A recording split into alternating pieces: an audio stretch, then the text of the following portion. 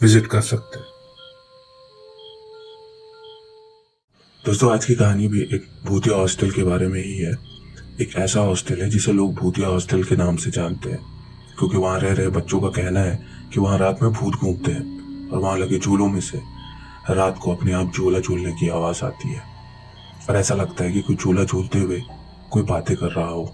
पर जब वहां रह रहे बच्चे वहां खिड़कियों से झूलों की तरफ देखते हैं तो उन्हें झूलों पर बैठा कोई भी नजर नहीं आता और झूला अपने आप चलते रहते हैं और किसी की बातें करने की कंटिन्यूअस आवाज भी रात भर आती रहती है, पर कोई दिखता नहीं।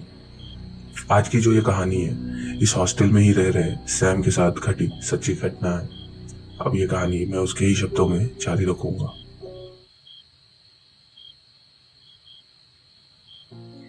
मेरा नाम सैम है और मैं और मेरा भाई वरुण 2 साल से इसी हॉस्टल में साथ रह रहे थे। पर एक दिन जब मेरा भाई वरुण घर में कुछ काम आने की वजह से घर गया हुआ था और हॉस्टल के जिस रूम में हम रह रहे थे उसमें मैं और मेरा भाई हम दोनों ही रहते थे। पर जब उस दिन मेरा भाई घर गया हुआ था इसलिए मैं आज रात को अपने रूम में अकेले ही सो रहा था।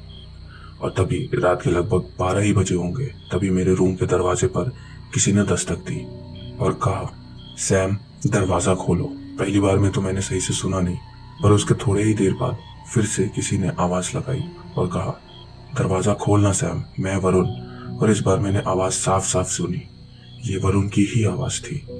मैं यही सोच रहा था कि वरुण इतनी रात को यहाँ कैसे आ सकता है, वो तो आज घर गया हुआ है। पर तभी एक बार फिर से वरुण ने आवाज दी और कहा, जल्दी दरवाजा खोल सैम, मैं कब से बाहर खड़ा हूँ। इस बार मैंने अब ज्यादा ना सोचते हुए कहा, हाँ भाई अभी खोलता हूँ। ये बोलकर मैंने जैसे ही दरवाजा खोला तो बाहर सच में वरुण ही खड़ा था। पर हमारा घर इतना पास नहीं था कि कोई सुबह जाए और रात को आ जाए। वैसे भी वरुण ने 3 दिन की छुट्टी ली थी क्योंकि उसे घर में लगभग 2-3 दिन का काम था। इसलिए मैंने थोड़ा शक करते हुए वरुण से कहा, क्या हुआ भाई, आप तो 2-3 दिन बाद आने वाले थे, कुछ हुआ है क्या। फिर सैम ने मेरी बात का जवाब देते हुए कहा, अरे यार बस ही छूट गई थी और मैं दूसरी बस का इंतजार कर रहा था, पर वो दूसरी बस आई ही नहीं। चल अब बाकी बात कल सुबह करेंगे, मुझे बहुत नींद आ रही है। इतना बोलकर वरुण अपने बिस्तर में सोने को चला गया और मैं भी फिर उसके पीछे पीछे सोने चला गया। वरुण का बेड मेरे ही बेड के ऊपर था। सोते हुए अभी कुछ ही समय हुआ होगा, तभी मुझे ऐसा लगा कोई मेरे सामने खड़ा हो। मैंने एकदम से आंखें खोलकर देखा तो मेरे सामने कोई और नहीं बल्कि वरुण ही खड़ा था। मैंने वरुण को ऐसे खड़े हुए देखा तो कहा, क्या हुआ भाई, अब तक सोई नहीं क्या।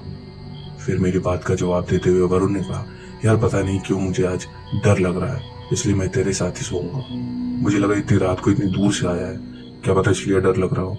इसलिए मैंने वरुण को अपने ही साथ सोने दिया। सोते हुए अभी कुछ ही देर हुए होंगे, तभी मुझे ऐसा लगा कोई मेरे गले पर हाथ फेर रहा है।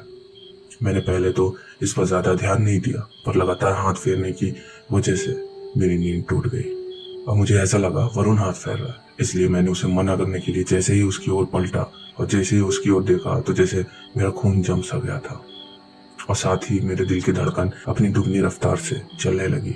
लेकिन मैंने देखा वरुण की जगह पर एक बहुत भयानक सा आदमी लेटा हुआ था, जिसका चेहरा पूरा जला हुआ था।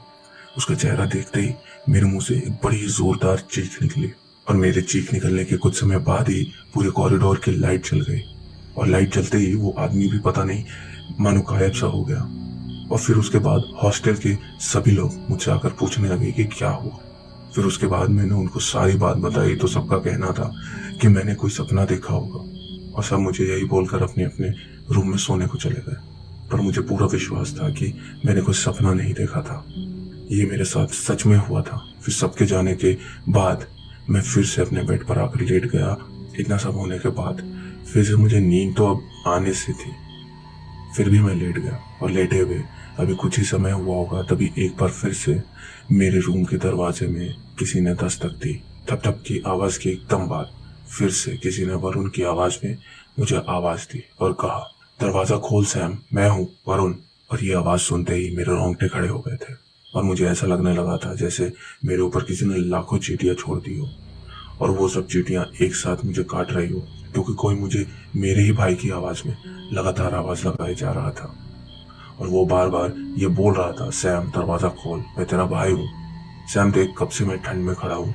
उसकी बात सुनकर एक बार को तो मुझे ऐसा लगने लगा था जैसे सच में मेरा भाई ही आवाज मार रहा हो और मैं अभी जाकर दरवाजा खोल दूं। उस रात तो मुझे पूरी रात मेरे भाई वरुण की आवाज आती ही रही और मैं पूरी रात सो नहीं पाया। वो घटना मैं आज भी सोचता हूँ तो मुझे आज भी बहुत डर लगता है। और दूसरे दिन पता चला कि मेरे भाई वरुण की मौत एक्सीडेंट में हो गई थी।